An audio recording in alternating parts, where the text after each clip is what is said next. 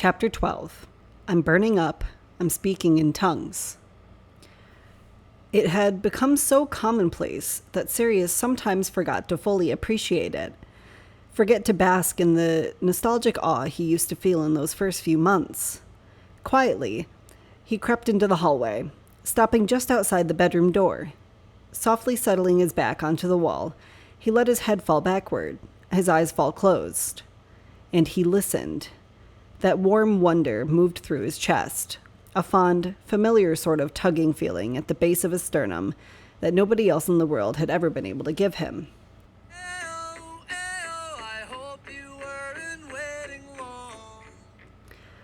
Remus sang softly to himself from within the bedroom, and Sirius took in a deep, silent breath as he reveled in the sound. I hope this night makes up for time lost. His voice was softer than it was on stage, and sometimes it grew so delicate that he lost it somewhere in the middle of a verse. But he always found it again. Ayo, ayo, feels like I met you years ago. He continued, his voice so sweet that Sirius didn't notice that it was drawing closer until it was right next to his ear.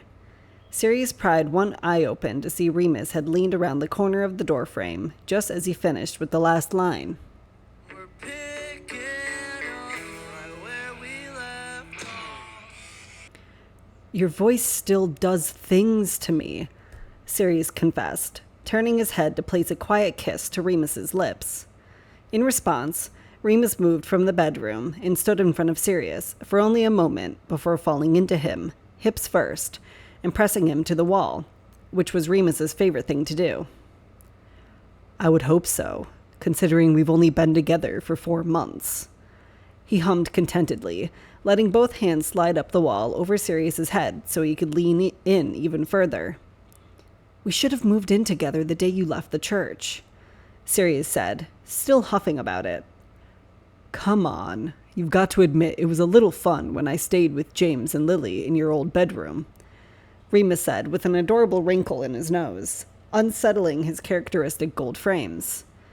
Sirius unwillingly gave up a smirk of agreement. Oh, no, I'm having much more fun now that I get to watch you walk around our house naked whenever the mood strikes you, which is often.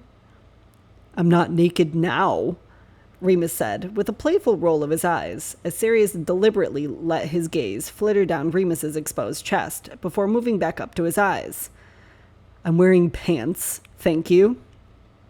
Not that I'm complaining, but those boxers are not hiding anything, Sirius grinned. In retaliation, Remus rose that one eyebrow that Pete had unsuccessfully pierced in their youth, and shifted his hips into Sirius's, just to give him a reminder of what those boxers were not really hiding. Then I might as well take them off, Remus replied with an arrogant smile before slowly leaning in, using the pressure of his kiss to open Sirius's mouth a little wider, his other favorite thing to do. We're going to be late if you keep this up, Sirius breathed into his open mouth, argumentative in word alone, as his fingers found their way to Remus's hips, tucking into the elastic of his boxers. Considering we planned the whole damn thing, I think we're allowed to be a little late, Remus argued, using his tongue to keep Sirius from making a counterpoint before adding, I think it's only right that we have a little celebration of our own beforehand. A weighted breath moved from Sirius's lungs as Remus's lips migrated down his bared throat, and he couldn't help but remember when this was all they had. Throat kisses that never dared move to the lips for fear it would lead to something more. Hips flush, but never more than a brief, heated moment, panting each other's names in warning and uneasiness. Well, I was about to make you breakfast, but your idea is much better, Sirius laughed as he let his fingers run through Remus's unruly hair, while Remus's fingers moved up to the hem of Sirius's shirt. But I'd better turn off the oven now, before I burn the whole damn house down when I forget it later. I'll allow it, Remus said, smiling dreamily as Sirius stepped away, spinning so that he could keep looking at Remus as he walked backwards towards the kitchen, raising one seditious brow at the way Remus tucked both thumbs into the elastic of his boxers, displaying much more of the tattoo on both hips. adjacent to the crease at his thigh. "Make it quick, or I'll start without you," he smirked arrogantly. "Damn it, Mooney," Sirius hissed, sprinting off towards the kitchen as Remus sauntered back into the bedroom. With a flick of the wrist, the oven was shut off, but just as Sirius turned to make a mad dash to where Remus was most likely taking his only remaining item of clothing off, the back door opened. "Morning, Padfoot," Teddy said simply, lazily swinging the kitchen door closed as he let himself fall into the closest chair at their cozy kitchen table. Is Remus up yet? I'm hungry." "Isn't Dora home?" Sirius asked in exasperation that was only half pretend. "Can't she cook you breakfast? Remus doesn't bake a dozen cinnamon rolls every day, you know. He doesn't run a bakery." Teddy shrugged, adjusting the ring in his nostril. "She's at the youth center with Harry already." "Which is where we should be, which is why we haven't made breakfast," Sirius insisted, glancing towards the hallway in impatience. "Listen, you go on ahead. I'm sure there's food there. We'll meet you." "Why are you trying to get rid of me?" Teddy asked, narrowing his eyes in suspicion. "Look at me. I'm not even dressed," Sirius said, gesturing down his torso at the pajama bottoms and Holyhead t-shirt with the stretched-out collar from overuse. "And Remus isn't even—" "Just go get dressed then," Teddy said, waving him away as he opened the refrigerator. "There's still some pastries left over from yesterday. I'll eat that while I wait, and then we can go together." "Teddy!" Sirius seethed through clenched teeth, voice low. "Right now, I need you to—" "Sirius!" Remus called sweetly, his voice coming from the hallway. Hoping desperately that Remus had heard Teddy's voice, Sirius pulled a wince, gone still in the suspense. "Forget breakfast. My mouth is watering for your and Remus appeared in the doorway, completely stark naked. "Coffee," he corrected quickly, as Sirius immediately tossed him a dish towel to cover his indiscretion the moment before Teddy pulled his head out of the fridge. "Hi, Teddy," he said with teeth clenched and ears pink. With barely a glance in Remus's direction, Teddy rolled his eyes. "You two are so gross." "Teddy, I love you, but the key was for emergencies," Remus reminded him, still very naked. "I'm hungry. That's an emergency," he argued, through a mouthful of cold pastry, totally unbothered by Remus's state of undress. Just as Sirius was about to very politely tell Teddy to fuck the fuck off, Teddy opened the back door, muttering under his breath. "Too busy shagging to let a guy even heat up his pastry. Honestly, I think I liked it better when he was a priest," with a mischievous smirk as he left. After a few moments of awkward silence and a couple of very exasperated sighs, Sirius turned to find Remus still holding the dish towel over his groin. "Ruin the moment?" Sirius asked worriedly. As an answer, Remus let the towel fall, and the drop of Sirius's gaze was immediate, his eyebrows rising high on his face in the same instant. "I'll make it quick," Remus promised, biting down on his lip. "Teddy can wait," Sirius shrugged, stepping close and sliding Remus's length into his loosely formed fist. Remus exhaled a breath of satisfaction, and Sirius craned up to catch it in his mouth as he bathed Remus in a slow, languid kiss. "I'd rather let you take your time." Remus twitched in his hand. "Are you sure?" he asked, purpose in his throat as he continued with a deliberate thought. "I could fuck you right here on the floor if you'd like." With soft pressure and a softer whimper, Sirius walked Remus backward without letting their lips part, pinning him to the wall for a moment. "It would be just like the first time, in the hallway of my flat in London," Sirius hummed into Remus's mouth from where it hung open and eager. "Back when you were still Father Lupin." "Do you miss it?" Remus asked with a knowing smirk as he tugged Sirius into the bedroom. "Do you miss blatantly ogling me in my clerical collar?" His nose wrinkled as he antagonized Sirius. "A little," Sirius admitted as Remus pulled the threadbare t-shirt over Sirius's head, a tumble of loose, dark curls rising and falling around Sirius's naked shoulders as Remus openly appreciated the sight. "I still have it, you know," Remus said as he settled onto the edge of their bed, tucking his fingers into the waist of Sirius's pajama bottoms and using the elastic to pull Sirius into the space between his naked legs. Looking up at Sirius with intent, he added, "I still have that funeral chasuble you like, too." "Fuck, really?" Sirius asked with a wildly suggestive smirk, single eyebrow high.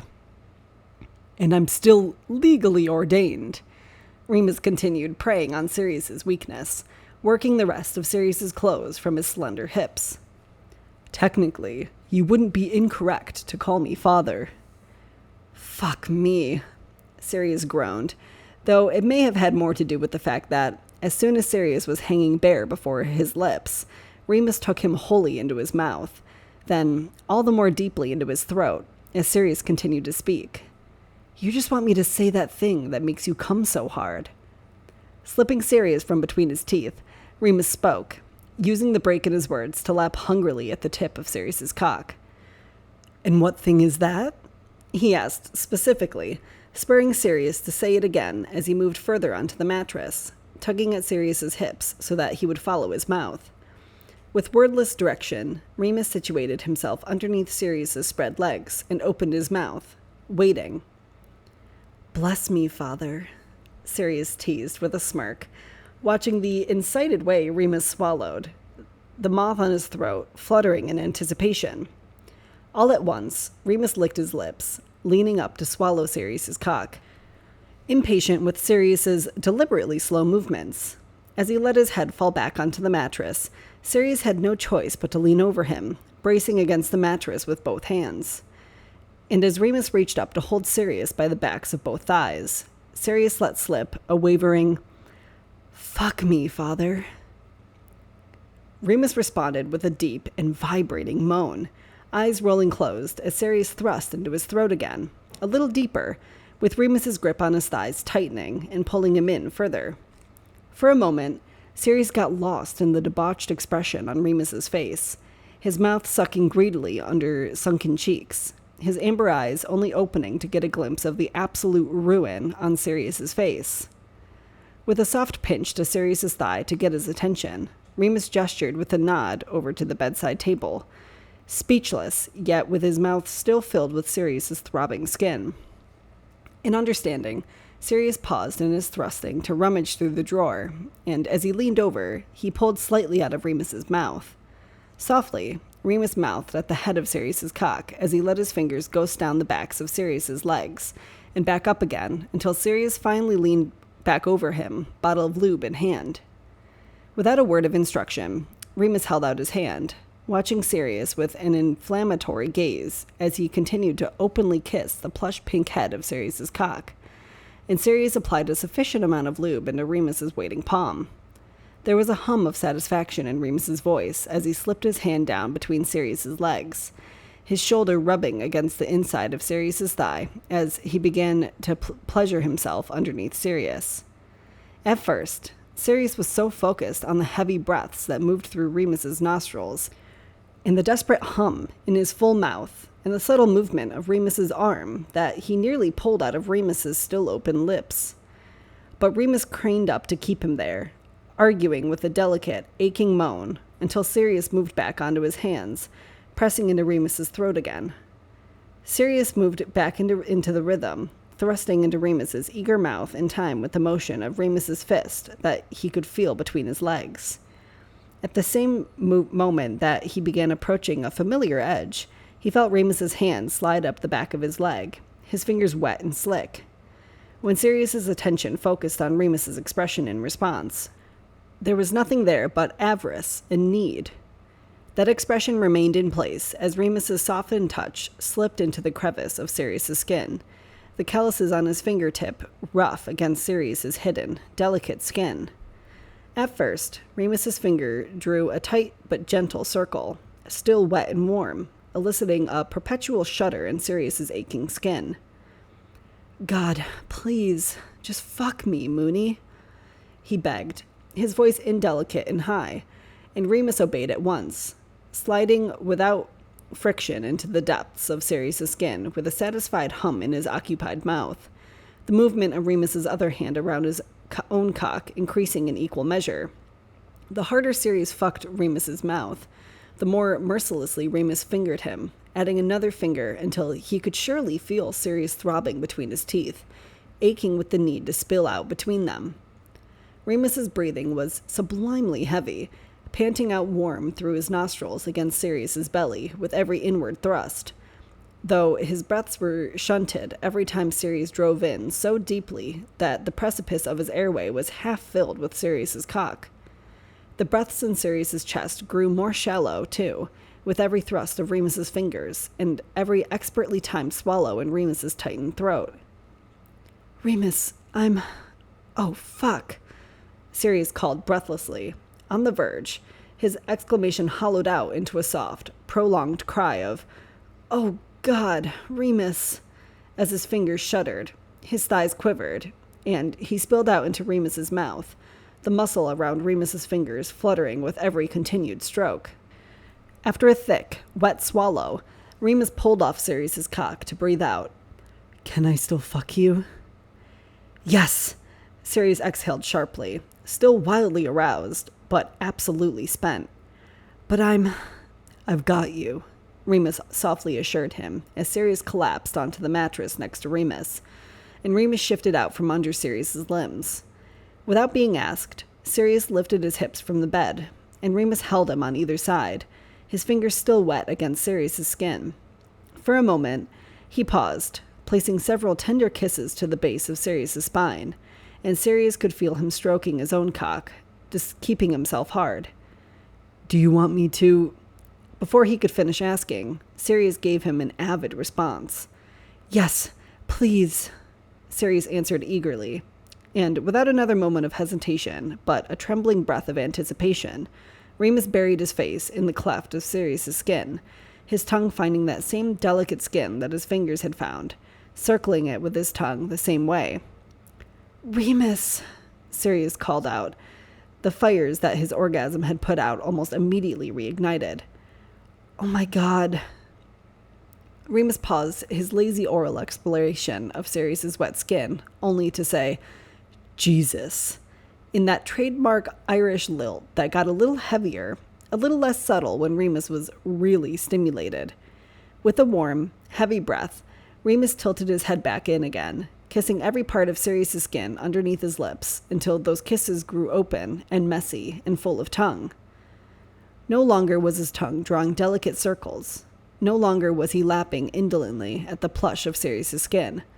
He gripped Sirius's left hip hard, his right hand shifting against the back of Sirius's thigh with every stroke Remus delivered to his own cock, and he slipped his tongue into Sirius as deeply as he could, spending as much time as he was able just tasting him, flicking that tongue back and forth inside Sirius until Sirius was boneless, until he was begging.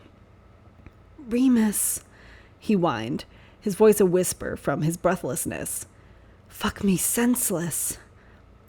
But before Remus stopped the movement of his tongue, Sirius felt him find the bottle of lube from within the sheets, moving it closer to Sirius's hand, and Sirius was grateful for it, his cock already hard and aching again from the movement of Remus's skillful tongue.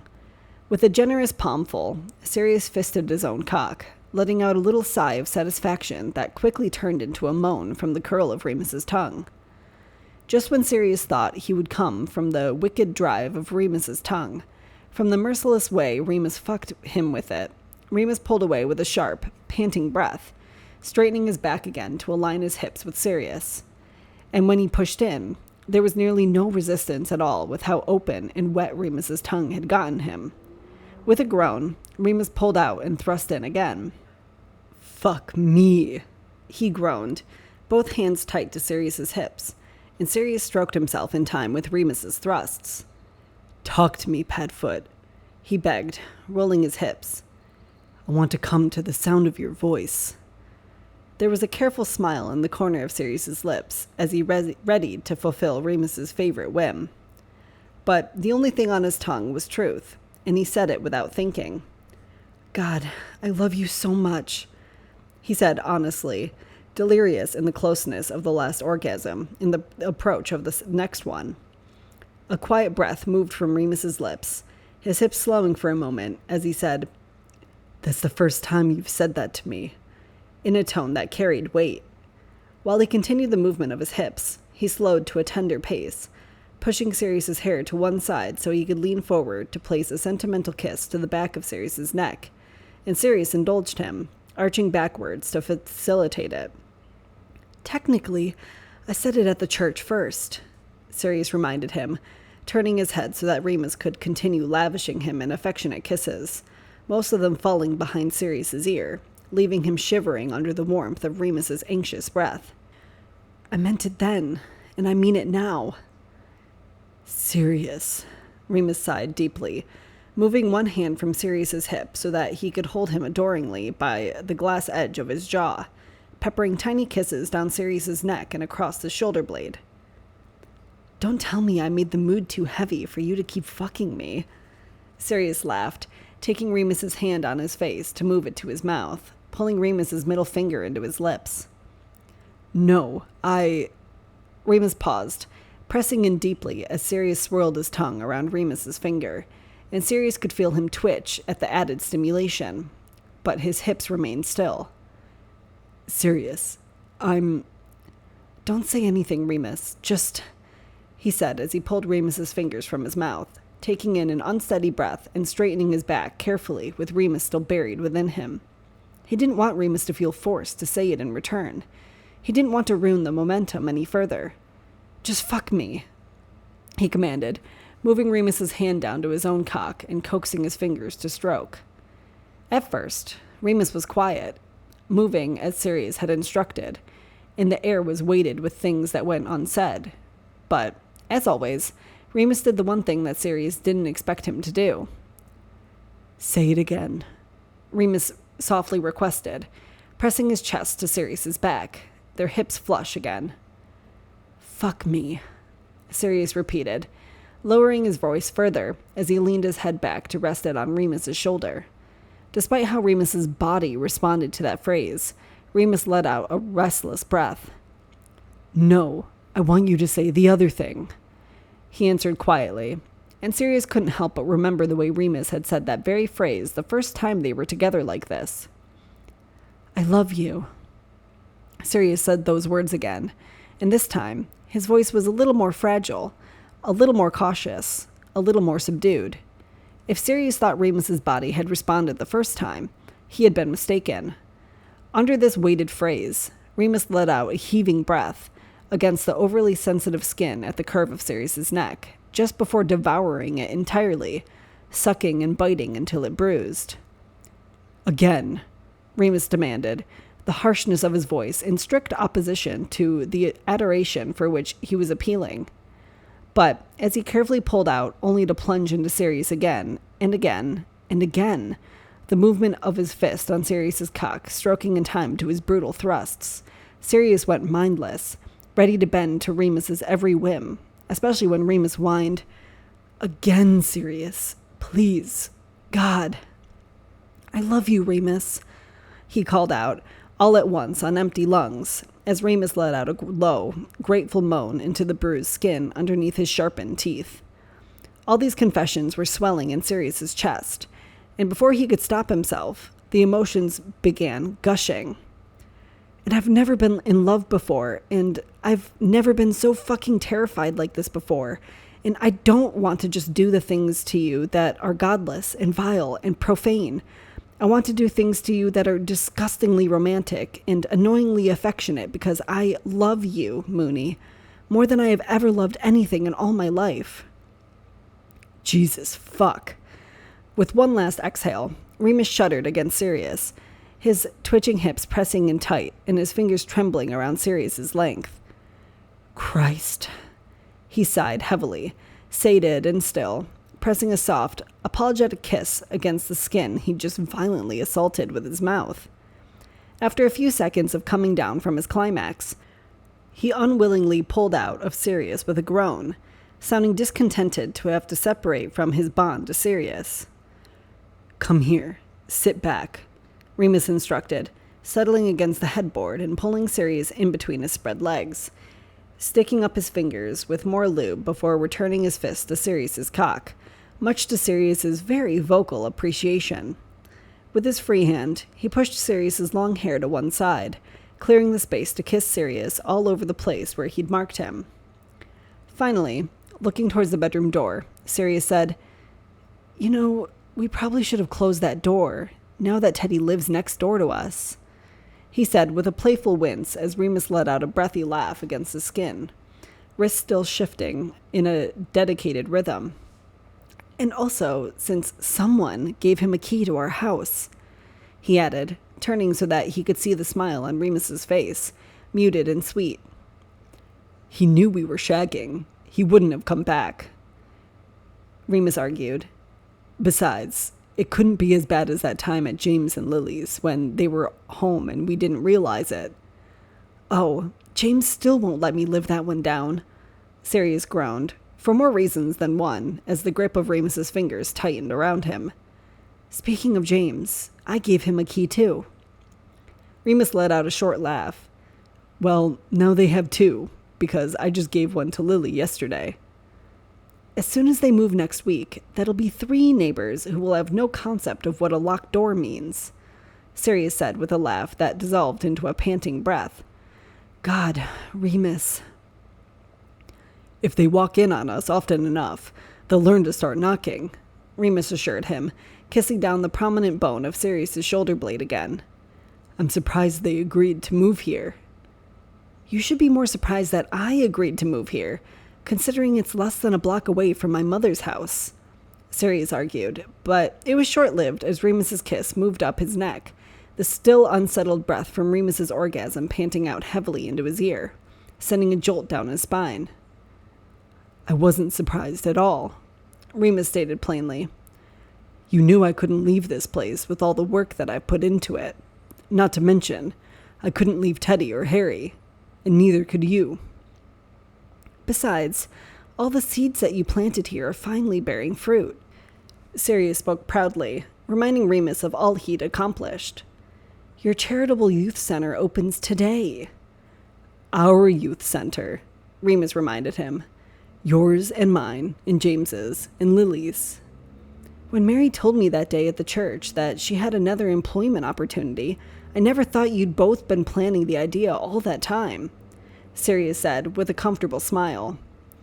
"Well, it was only an idea until you came along and gave me the incentive," Remus said with a curious laugh, just as Sirius felt his breaths coming up short, his hips bucking a bit into Remus's fist. 8 years of school and 6 years of practice, wasted because your insatiable lust for me, father," Sirius teased. His taunt fizzled into a desperate breath as Remus placed an open kiss to his neck. "Turns out, it's still insatiable," Remus sighed, kissing up the back of Sirius's neck and into his hopelessly mussed hair.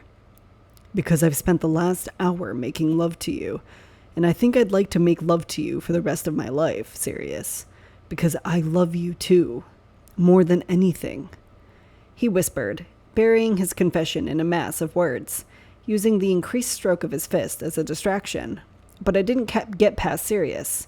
In fact, alongside Remus's warm breath and his tight fist and his soft kiss, it was part of the catalyst that led to Sirius's second coming, so much heavier, so much more profound than the first.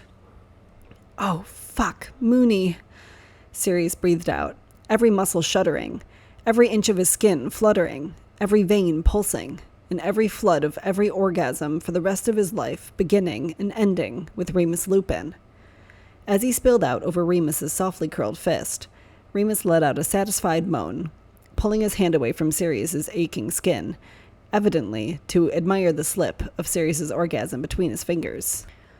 "It's still hard for me to believe that, you know," Remus said softly, "that you love me."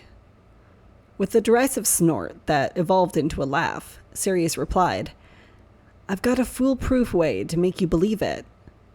The growing smile on his face became hard to stifle. "Ask me how much." "How much do you love me?" Remus asked in a tone that sounded cautious. as Sirius turned in his place between Remus's legs. Morning light from the bedroom windows sparked over his silver eyes. "More than I love James," he said solemnly, raising his eyebrows to show his sincerity. "Oh my God," Remus breathed out in genuine surprise, a timid laugh moving up through his throat, the celestial wings of the moth on his skin fluttering underneath it. "More than James?" At first, Sirius shrugged, smiling, but it was interrupted by Remus charging forward to claim Sirius's mouth in a restless kiss, using his forearm to hold Sirius in place since his fingers were still coated in the aftermath of Sirius's climax. With a mumbled laugh, Sirius hummed his approval into Remus's lips. For several long minutes, they stayed locked in this kiss as it devolved from something heated and frantic to something comfortable and mild.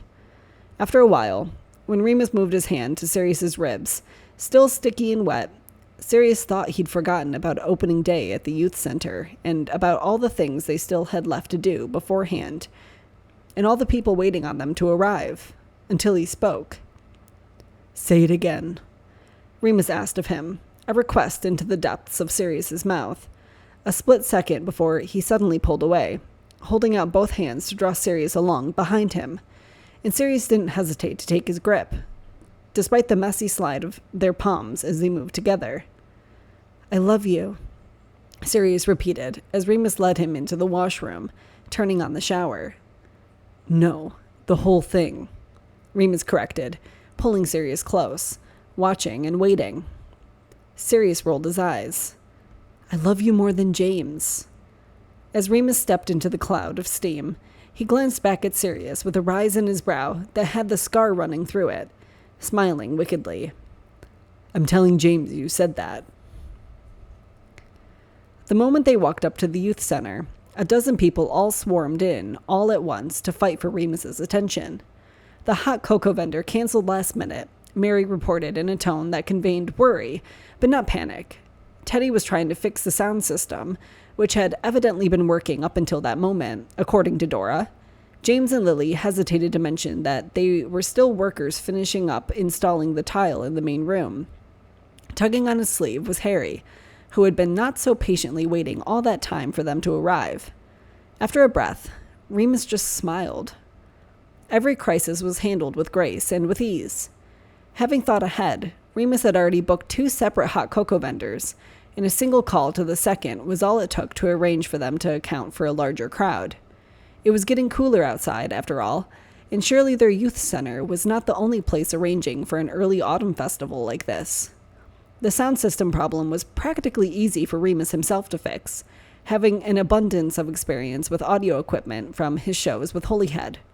As for the tile, well, Mary would just lead the tours of the new youth center around construction, and Harry was easily made content with a ride on Remus's lofty shoulders. There was a lot of work to be done. Throughout the morning, Sirius lost track of Remus as they worked on separate things. After all, the whole event had been Remus's vision. He'd planned every detail of the day, from the concessions to the games to the music to the tours. Of course, that meant that every problem also funneled back to Remus as well, but he managed each one with a smile. The last Sirius had seen of Remus, he was handing out booth assignments. Every festival booth had to be manned by someone, but there was no shortage of volunteers. Mary would take care of the building tours. She would be working as the director of the center, after all. James and Lily would be doing face painting for the kids. Marlene and Dorcas would hand out gift bags. Teddy was running the sound booth and making announcements.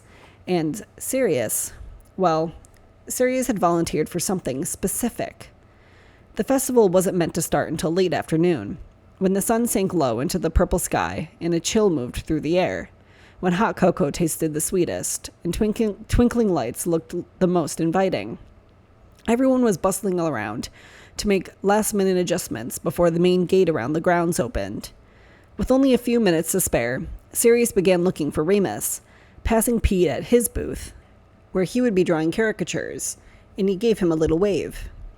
As Teddy started the music and visitors began to arrive, thanks to the immense amount of advertising Remus had done for the event, Sirius smiled at hearing a familiar song playing overhead. above the soft glow of yellow lights that would grow brighter into the evening, above the gold and burgundy balloons that were tied to every booth where people lined up to enjoy toffee apples and popcorn and spiced tea, above games of chance where kids could toss ping pong balls to win a goldfish with bright scales of pink and orange and red, above the banner that read, Regulus Arcturus, Youth Center Grand Opening, drifted a song that sent a surge of affection into Sirius's chest. It was their song. Before he could look around to find Remus in the crowd, Remus was already sliding his hands around Sirius's waist from behind, singing sweetly into his ear next to delicately placed kisses. Lately I'm alright, and lately I'm not scared. He sang, his voice low and breathy, his lips warm against Sirius's neck. Sirius finished the line for him, singing with a maudlin smile. I figured out that what you do to me feels like I'm floating on air. As he let his fingers drift up to where Remus had pressed his face to Sirius's own. As his touch moved to Remus's throat, it was impeded by something unyielding. With a furrow in his brow, Sirius turned in his place in Remus's arms to be greeted by a smile and a surprisingly nervous swallow, and Sirius watched the movement of his throat under his fitted clerical collar. At the worried widening of Sirius's eyes, Remus quickly explained, "Don't look at me like that. I'm not going back to the church," he said, and Sirius breathed out a sigh of relief. "I just thought I'd look a little more virtuous if I wore the collar. You know, to cover up my massive amount of tattoos." "Hey, I like those tattoos," Sirius grumbled, tugging at the collar to peek underneath it. "Father Lupin!" they heard from across the lawn. In practice form, as if it were 4 months earlier and they were still forbidden from touching, Sirius and Remus separated quickly, glancing over at each other with knowing smiles as they were approached by a strangely large group of people. "Arthur," Remus said in a surprise as he took the older man's hand. "Good to see you. Good to see all of you," he said to the group of 8 standing in front of him. And Sirius quickly realized, by their matching freckles and varying shades of red hair, that they were all one family. "Sirius, these are the Weasleys, members of my former church," he said with a crooked grin. "Any relation to Bill?" Sirius asked. "He owns a pub down from my flat." He glanced at Remus with pride. "Well, used to be my flat." "He's our oldest," the man called Arthur said with a ferocious smile, immediately shooting out his arm to shake Sirius's hand, and Sirius felt like his whole body shook with it. "Small world." "I'm Sirius. It's nice to meet you," Sirius said, wearing that infectious smile. "Listen, Father," Arthur said, taking on a slightly more solemn tone. "It's just Remus now, Arthur," Remus reminded him with a quiet smile. Right. Remus." He nodded, with his smile a brief intermission from his stern expression. "I didn't get to tell you back then, but what the church did to you was terrible. Just terrible." "I appreciate that, Arthur," Remus responded with a near sigh, finding Sirius's fingers next to him. "Since you left, that church has been nothing but fire and brimstone," the woman next to Arthur said with a disappointed shake of her head. "Sorry. Hello, love," she said, turning to Sirius. "I'm Molly." "Lovely to meet you, Molly. I'm Sirius," he said again, gently shaking her hand. "I remember you," she said, eyes shining. Sirius pulled his lips into his teeth. "Right, the photo," he said with a grimace. In truth, he loved that photo. Kept it framed on the bedside table on his side of the bed. But he didn't love the memory of the panic it had incited in him that day. He didn't love to remember the look on Remus's face as he stood in the door of his empty flat in the basement of the church for the last time, not knowing where his life was going to lead. He didn't love being reminded of the way Remus had cried on the way to James and Lily's over the life he'd lost. "No, dear, not the photo," Molly said with a dismissive wave before leaning in, cupping her mouth with one hand to whisper, away from the ears of her children. "Though, I thought the photo was rather sweet. even if it was a little risque. With a hearty laugh, Arthur finished her thought. She's talking about Remus. Last day of church, he said with a fond smile in Sirius's direction, going so far as to clap one hand to Sirius's shoulder and the other to Remus's shoulder. It was such a romantic gesture, Molly said, clasping her hands in front of her. The way you stood in the aisle to wait for him, she said to Sirius, before turning to Remus to add, the way you reached for his hand before walking out together. I had tears just pouring down my cheeks. The smile on Sirius's face was immense. It was rather romantic, wasn't it? He said with a deliberate wink in Remus's direction, quite pleased with the way Remus's ears turned pink in response. And, we're certainly not the only ones who have left the church since you were forced out, Arthur said with a click of his teeth. Plenty of people weren't happy with the way they treated you, and many more are not happy with the way the church is being run now that you're gone. So you can just imagine how tickled we all were to hear that it was you starting up this youth center, Molly said, reaching out to give each of them a squeeze on their shoulders. And we told everyone we knew who'd left the church when you did, Arthur added. Oh, I've told everyone we know in general, Molly gushed. It's really a wonderful thing you're both doing. Before Remus or Sirius could get another word in edgewise, Arthur spoke up again. Going back to the faith, Remus? He asked, gesturing to Remus's clerical collar. But Remus just shook his head as he lowered his gaze, bashfully running his fingers through the back of his hair. No, not properly, Remus admitted, and Sirius smiled quietly at the way the tattoos on Remus's wrist were visible when the long sleeves of his shirt stretched a bit too far.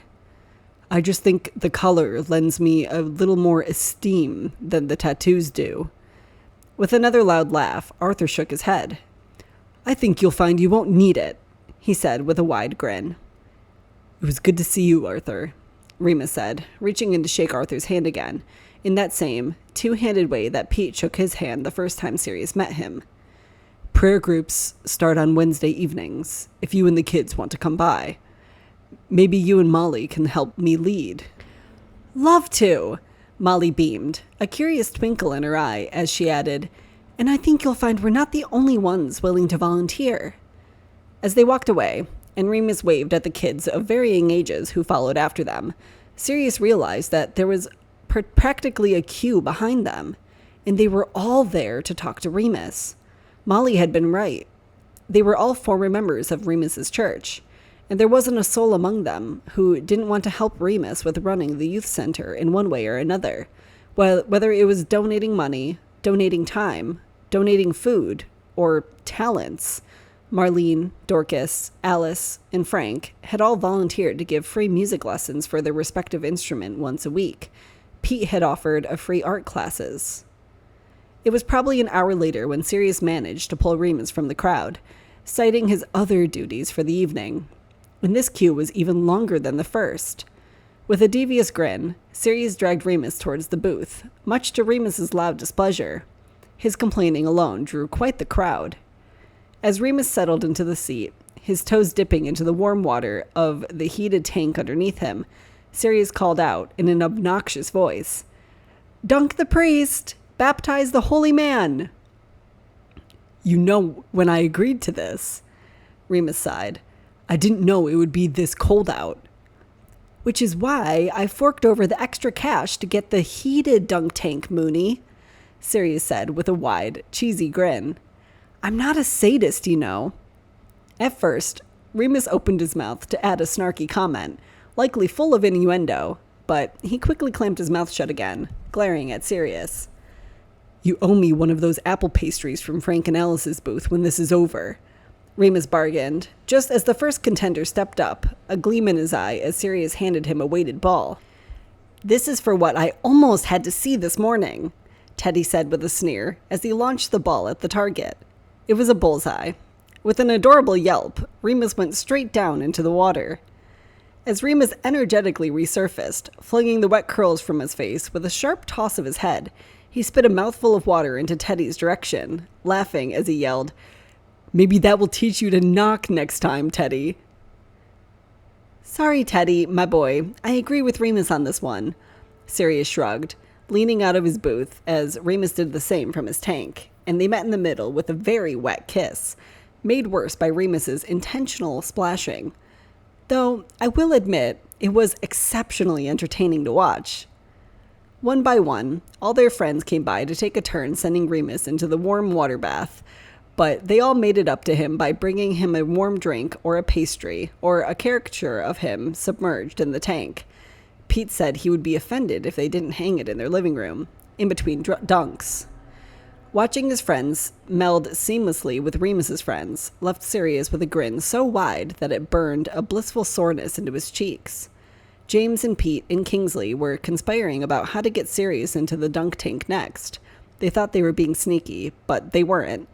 Frank and Marlene were discussing pros and cons of different brands of guitar. Alice and Dora and Lily were sharing a big plate of different samplings of the festival food. Dorcas and Mary were helping Harry decide which prize he wanted to win for Teddy, who was across the way deciding the same thing about Harry's prize. After a few more dips into the water, when the evening grew late and the visitors all wandered home, Sirius helped Remus out of the tank and their party moved into the new building, where their friends snacked on leftover apple turnovers and pumpkin pastries, while Remus, and also Sirius, who had gotten soaked in the process of helping Remus out of the tank, changed in Remus's office. When they emerged in dry clothes, after getting a bit sidetracked in the process of getting naked right next to one another, they found 2 cups of warm chai and a plate of cruffins waiting for them. "What took you so long?" Marlene asked with a pointedly raised brow. And if Harry hadn't been watching Sirius just then, Sirius could have given Marlene the finger as a reply. Instead, he just grinned. "Trying out the new desk," he said sweetly, while everyone, except Harry, groaned. "Anyway, now that you're back," James said, taking Lily's hand tightly, "we have something we wanted to announce." As Sirius's eyes darted over to Lily, her smile seemed uncontainable. "Well, it's not really so much an announcement as it is a proposal," Lily half corrected, the smile on her face only growing. With a covert nod, Teddy coaxed Harry to stand up with him. "Wait, I want to hear the announcement." Harry argued, at first, until Teddy led him by the hand over to where James and Lily knelt in front of him. He blinked behind his round frames. "Bambi," James said, as he and Lily took each of his hands.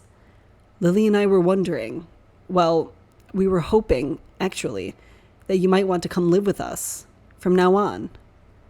At first, Harry was quiet, his hazel eyes darting back and forth between them. "What about Teddy?" he asked carefully, looking up to where Teddy was still standing next to him. "We bought the house down the street. You can still see Teddy whenever you like," Lily promised, squeezing Harry's fingers softly within her own. At the same time, Sirius felt Remus's hand find his fingers too. Hearing the soft, contented sigh in Remus's voice, Sirius found himself mirroring it. "And I would live with you?" Harry repeated, as if in disbelief. Like a family?" There were immediate tears in Lily's green eyes. "Yes, Harry, we want to be your family. We already finished all the paperwork. We wanted to make sure this is what you wanted." For a long time, Harry stood absolutely still, glancing between James and Lily, until eventually his gaze found Sirius's eyes from over James's shoulder and Remus's over Lily's shoulder. He blinked again, and Sirius finally noticed the way his bottom lip trembled. Tears swelled in his eyes, magnified by his lenses. "You want to be my mom and dad?" he asked as the tears rolled down his reddened cheeks. "Are you sure?" he cried, wiping ferociously at the tears on his face that slipped past his frames. "Harry," Sirius breathed out all at once, finding tears in his own eyes. Remus tightened the grip he had on Sirius's hand, bringing Sirius's fingers up to his lips to press a kiss to the heart on Sirius's knuckle. "We've never been more sure about anything," Lily assured him, taking his face into her hands. "But what if—" he sniffled sharply. "What if I make you mad? What if you think I'm weird?" A careful laugh moved from James's lips, unsettling a couple of tears of his own as he moved his hand into Harry's hair, still as choppy as when he'd cut it himself. "Harry," he said, affection bleeding through his voice. "You could never do anything that would ever make us love you less. The first time we met you, we decided that we wanted to be your mom and dad. Nothing will ever change that." As the tears on Harry's cheeks began falling more rapidly, he took his glasses off, blinking and sniffling. "And you're worried about being weird?" James said with an audible scoff. "Just look at us," he said, throwing out his hand at the group of misfits that were gathered together. "Everyone here is weird. We like being weird, which means if you're weird too, well, then you fit in just perfectly if you ask me." "So," Lily said on a nervous breath, "what do you say, Harry? Do you think it would be all right if we could be your mom and dad?" As Harry put his glasses back on, his eyes wide and full of tears that hadn't yet spilled over, he blinked, the tears ran down his face, and then welled right back up again. "Yeah," he said with a soft sob, bottom lip still trembling as he nodded. "That's what I want." "Yeah?" Lily confirmed with a wet smile, tears streaming unnumbered down her pink, freckled cheeks. And Harry just nodded again, looking at Lily like he was waiting for something. When she asked him, "Can I hug you? Is that all right?" he leapt forward and wrapped his arms around her neck. "Mums don't have to ask kids for hugs," he said sagely, still crying, sniffling into her red hair and holding on tightly. Quickly, James wrapped them both up within his embrace and squeezed until Harry let out a playful shriek, eliciting a full, beautiful laugh from Lily's lips as their friends cheered. There wasn't a dry eye in the room, but especially not from Sirius and Remus, and especially not after James and Lily asked them both to be Harry's godfathers. As Harry received hugs and kisses and congratulations from all their friends, Remus pulled Sirius in close, placing a teary kiss onto Sirius's lips, whispering his love into Sirius's skin for a moment. When they pulled away, they didn't pull very far, and together, they picked up Harry, squishing him between them as they each kissed one side of his face. As Harry flittered excitedly around the room, with James and Lily in tow, Remus placed his lips to Sirius's cheek, whispering, "Speaking of newfound family, I have a surprise for you." There was an immediate smirk on Sirius's face, deprecating joke on his tongue before he could even turn. "I hope you're adopting me out to a new mother," he huffed under his breath, brow raised high. Remus partly interrupted in his enthusiasm. "His surname was Hayworth," he said, and there was an immediate, inexplicable tightness in Sirius's chest at that name as he fully looked over to see Remus beaming in Sirius's direction. "Your Uncle Alfred's partner, William. His surname was Hayworth." "Remus," Sirius said with a slow, outward breath, an unexpected renewal of tears in his eyes. "He's flying out next month," Remus said, looking cautiously in Sirius's direction, most likely because Sirius's trembling fingers had found their way to the shoulder of Remus's shirt, gripping tightly. "How did you—" he began to ask, but Remus finished the thought that Sirius couldn't. "It took me a long time," Remus admitted, still watching Sirius carefully, as if he couldn't quite decipher the complex flurry of emotions moving over Sirius's face. "He's excited to see you again." "He's going to ask me about Reg," Sirius said with a heavy swallow, looking up with worry in his expression, but Remus lightly shook his head, pulling Sirius close to his chest, and Sirius relaxed into him. "I filled him in on a couple of things." Remus let out a quiet sigh. "He just wants to see you." With a tentative smile on his face, Sirius looked up from where Remus still held him close to his chest. "I love you. Do you know that? I don't think you can comprehend exactly how much I love you." There was a curious, arrogant smile on Remus's face as he confidently said, "More than James, from what I've heard."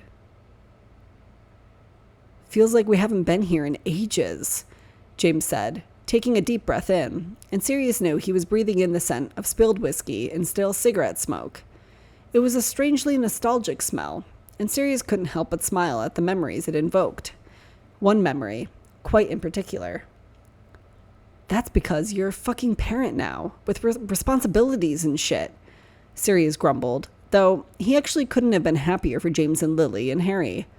Not to mention, he was rather enjoying all the nights Harry and Teddy came over to watch cartoons and play board games and build fortresses out of the cushions of their sofa and play hide and seek in the garden after dark. He really wanted to come watch Lily play, James said, looking distraught. I hated having to leave him with Dora and Teddy. I mean, I know they'll have fun at the cinema, but he looked so sad. Maybe we can convince Remus to let us use the youth center, Sirius said, flashing his eyebrows up high a few times. You know, a controlled environment, just Fidelius and Holyhead. Speaking of Holyhead, is Remus ever going to get to play again? James asked with a heavy sigh as he looked towards the stage, watching as the previous band packed up all their equipment. And while Sirius knew that feeling intimately, he also knew he didn't want to guilt Remus into playing again. He's just busy, Prongs, Sirius said with a shrug and a sigh, seeing Rubeus pass by from beyond the crowd and giving him a quick wave. There's so much to do at the youth center. He's got plenty of volunteers to help, but he's the one who has to coordinate all those people. Mary's got her hands full trying to keep up with the books, with all the donations coming in, and Dora's practically running ragged trying to juggle all the extra counseling sessions she's been booking on top of what she already had. With a smirk, James reminded him, it's still better than when he was at the church. Oh, there's no contest, Sirius sighed heavily, before adding a smirk of his own. Remus still gets to come home to me every night, after all. Sometimes, he forgot what it was like to sneak around, except that one time Remus donned the collar, and they snuck into his old church in the middle of the night to fool around in the confessional. Forgot what it was like to keep himself from kissing Remus whenever the fuck he felt like it. He had never been so happy to forget something in all his life, except when he forgot he had a living mother. Though, it was occasionally nice to be reminded of how miserable she was nowadays, all alone in a wide, empty, derelict house. Hiya, gents, Sirius suddenly heard to his left, and he turned slightly to see Pete squeezing into the crowd from somewhere behind him, slipping through openings between people like a mouse through cracks. Hiya, Wormy, Sirius beamed, pulling Pete close to his face so he could plant a kiss to the delicate flower vine that was tattooed along Pete's bleach-white hairline. As always, Pete reveled in it. How was work? James asked, and Pete took a breath, which meant there was a story coming, told in the form of multiple run-on sentences in lungs that didn't have enough air to complete them. Oh, okay, so my last session was this giant of a bloke, right? Like the most massive dude you've ever seen. And he gets into my chair, and I'm thinking he's going to want to do some stupid hyper-masculine design that either has an eagle on it or a lion or, no offense, Sirius, yours is lovely, but he says it's a tattoo of his dog, so like a Rottweiler or something, right? But no, it's a fucking Chihuahua with a little pink bow on her collar. And anyway, I think you should turn around now, Sirius, Pete said in all one breath, splashing on a ridiculous grin. And before Sirius's brain could process all the information in Pete's sentence, Pete took him by the shoulders and physically turned him around towards the stage. Suddenly, right in front of him was a familiar pair of glamorously oversized white sunglasses over a characteristic black surgical mask. The immediate breath that Sirius took in was audible, surging in violently through lips pursed in surprise. From behind the mask, there was a soft, stifled laugh. Mooney, Sirius breathed out, gazing at him dumbly, his mouth hanging open in shock. Before Sirius could do or say anything more, a callous touch slipped underneath his chin, coaxing his mouth closed. The moment his lips were together, the man in the mask leaned forward and pressed a soft, but blatantly open, kiss to Sirius's lips, right through the mask.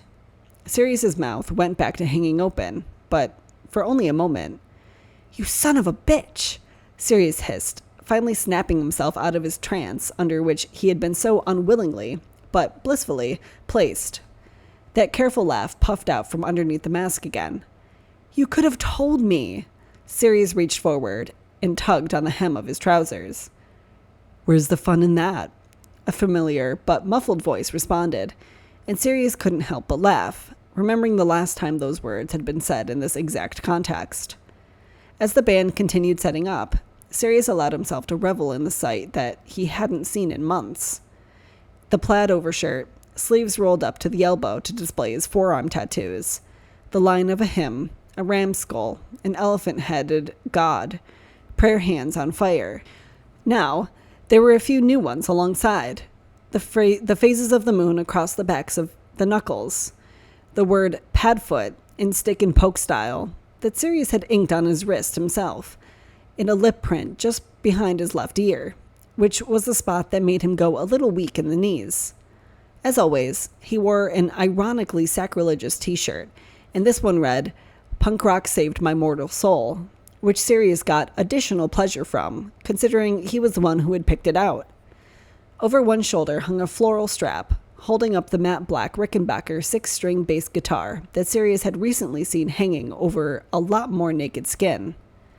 Without shame, Sirius put his fingers between his teeth and whistled, reminded of not only the first time he'd done that, at the conclusion of their first show, but it also reminded him of the first time he'd heard that voice whistling from inside a church, before they'd ever even met. Remembering that left him breathless, wondering how he'd ever gotten so lucky to meet this man twice as two different people. And then, just as the instruments were all set up, and Dorcas was settling onto her drum seat and Marlene was stepping to the mic, the man in the mask did the thing that Sirius least expected. He knelt, close to the pedal board, and pulled a pair of round, gold frames from a hidden case, removing Mooney's trademark sunglasses to swap them for Remus's trademark eyeglasses. The moment the darker lenses were out of the way, his amber eyes were on Sirius, or maybe they'd been on Sirius the whole time. As he stood, and Marlene said, "Hi, how the fuck are ya? We're Hollyhead." He ripped the mask from his face. It was so surreal to look onto this stage, to see Holyhead there, and to see Remus Lupin standing with them, his bass against his hips, his microphone against his lips. Despite that Sirius knew it was him, despite how long he'd known it was him, to see it with his own eyes left him reeling and overwhelmed. At the same moment that Marlene hit a prolonged chord, Remus started into a singular bass line, watching Sirius with an outlandish smile on his face. This was the smile that had been there the whole time, hidden behind that paper mask. Maybe it was lucky he'd worn that mask all this time, because if Sirius had seen this smile the first night, that first show, he would have tried to take Remus home that very night. Of course, if he had succeeded back then, Remus wouldn't have stayed, couldn't have, and Sirius likely wouldn't have gone to Mass the next morning, and he never would have met Father Lupin. And maybe he would have never gotten to know the real Remus, the Remus who took in stray teenagers and baked them cinnamon rolls every morning and built his life on a faith that he made entirely his own. A faith so deep and so full, it made other forms of organized religion look glaringly empty in comparison. When Remus stepped forward, Sirius finally got to see the actual press of his lips to the mic, and he let out an incited breath at the pliable push of Remus's lips against unyielding metal. That enduring sigh in Sirius's chest only grew as Remus started to sing.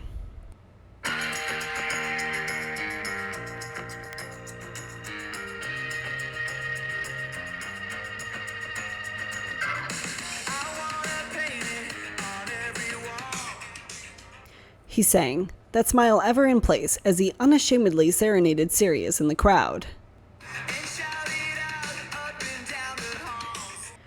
In the background, Marlene and Dorcas vocalized,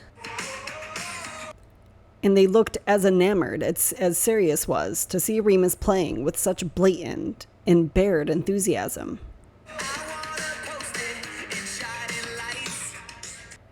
Remus sang, through a playful snarl, his clenched teeth exposed from the emphatic wrinkling of his nose. His voice rose high in both the cadence of the song and in his excitement, and Sirius was enraptured to see the return of that hallmark roll of his hips and the sway of his shoulders as he danced in place, lips tight to the microphone.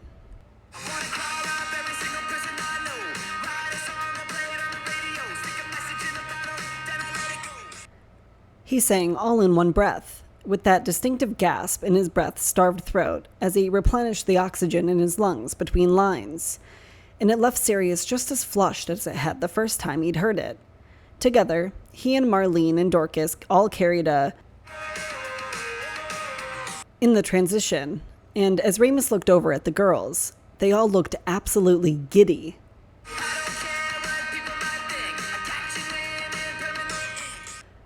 He continued, delivering an overt wink in Sirius's direction, lifting his hand for only a second to show the upside-down pad foot that Sirius had tattooed onto his wrist. All at once, the three of them stopped the melody, all of them holding their hands in the air for a moment while they carried on in voice alone with another before jumping back in, and Sirius couldn't help but smile, remembering the way they'd done exactly this during that first show, the same synchronized halt to the melody, their hands in the air, singing a song called Dear Your Holiness. As they moved into the chorus, Remus's smile grew to depths that Sirius had only seen on very few, very lucky occasions. When Sirius had guessed his name might be Roman, the first time Sirius called him Mooney, by accident, when Harry asked if he could get glasses like Father Lupin's, and now, right now, while Remus was on stage, singing him a pop-punk love song. With that smile still in place, Remus continued to proudly sing to him.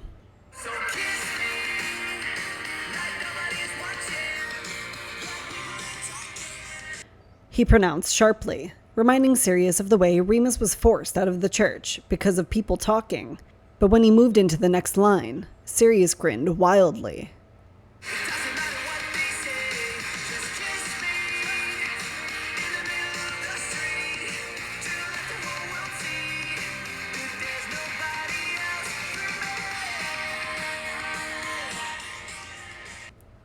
In the back, as Marlene and Dorcas sang Na Na Na, Remus leaned in to let his callous fingertips brush up from the base of Sirius's throat, all the way along the underside of his chin, and Sirius rose his face to let Remus have his way. It resulted in Remus looking monstrously pleased, biting down onto his tongue with his sharpened canine, with a stimulated rise in his attractively scored brow. When he moved back to the mic, his voice was a little more breathless, and, in turn, it led to Sirius struggling to find his own breath.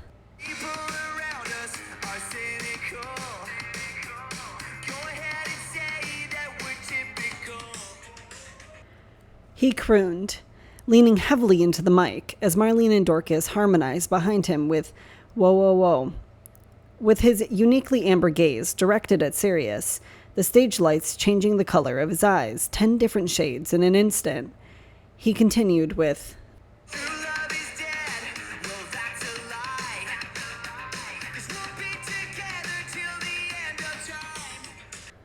and his voice went high and urgent as he watched Sirius watch him. But if Sirius thought there was an implication in this song before, he knew nothing until he heard Remus sing the words. As Remus winked again, wrinkled his nose again, all reference to Remus's sordid past as a spiritual leader.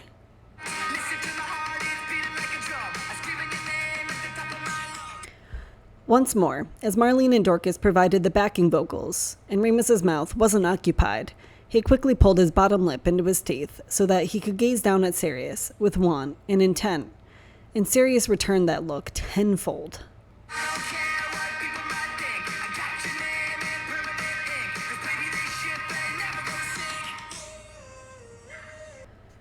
At the end of his lyric, he let out a sharp little woo, just like he had at the last show, a verbal expression of his unbridled energy and exhilaration over playing bass as himself. He hummed contentedly, closing his eyes as he reveled in the expression of those words.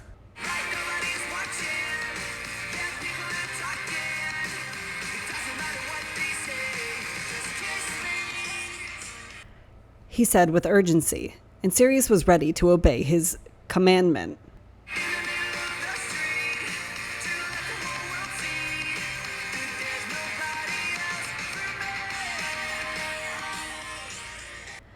He held out that note a little longer than the last chorus, as Dorcas and Marlene sang another chorus of Na Na Na. And in the space before he had to be back to the mic, Remus danced around the stage, nudging up against Marlene's shoulder as she laughed into her microphone, and then standing with one foot propped up on the top of Dorcas's kick drum. With every movement he made, Sirius remembered why he'd immediately fallen in love with him after seeing him on stage. It was because everything he did it with such fondness and devotion and fervor. As the melody began to slow, Sirius's smile grew to proportions that his face couldn't contain, because he knew that Remus was going to use the bridge for his own devices, just as he'd done in every single show before this one. And just as Sirius predicted, Remus slung his bass behind his back and knelt in front of Sirius in one fluid motion, as Marlene played a slow, sentimental solo on her guitar, she and Dorcas taking over the repetition of the lyrics as Remus found himself rather busy. This time, however, it wasn't Remus who made the first move. Instead, Sirius reached up, in awe at the fact that he could see this face on this stage, that he could reach out and touch those lips without the barrier of a mask in the way. He did just that, Remus parting his lips to facilitate the movement of Sirius's affectionate touch. Somewhere in the background, Sirius could hear Marlene and Dorcas singing in harmony.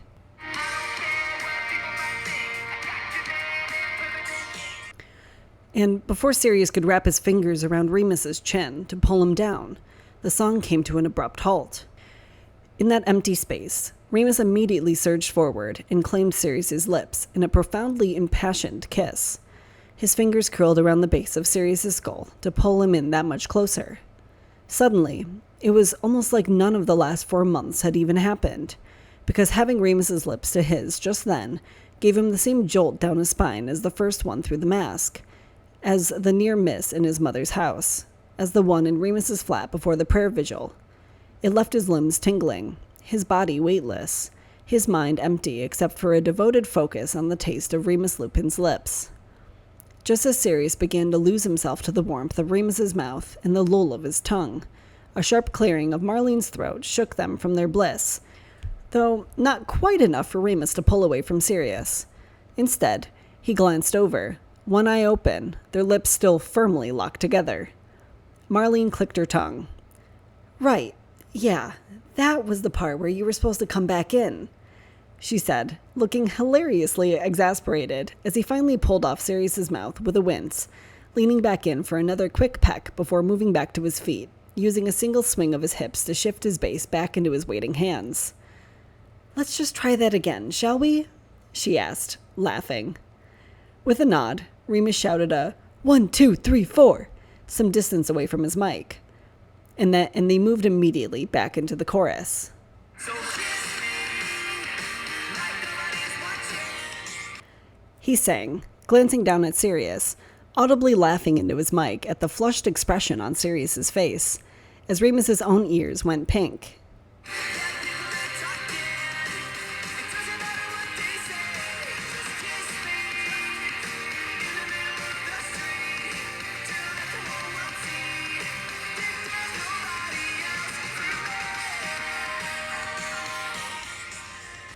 His voice was high and bright, his eyes closed as he moved effortlessly out of one note and slid into the next. He crooned, pushing his lips deeply against the mic so that Sirius could hear the sincerity in his voice, in his confession. The girls continued closing the song without him, as Remus ripped the strap over his head and set his bass down onto the closest stand before hopping down into the crowd next to Sirius. With fire in his impatient movements, he pulled Sirius to his chest and kissed him, like nobody was watching.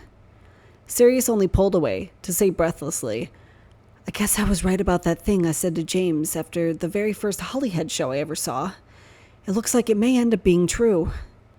With a soft furrow in his brow, speckled with grays, just like the hair on his head, and the stubble on his face, Remus smiled. "And what thing was that?" he asked, amber eyes glowing behind gold frames. With a smirk, Sirius replied, "I'm gonna marry that babe on the bass someday." And Remus just laughed, loudly. From behind his back, Sirius held out his open palm. Finally, James paid up that 10 quid from the bet they made. As it turned out, that bass player from Holyhead was a total smoke show.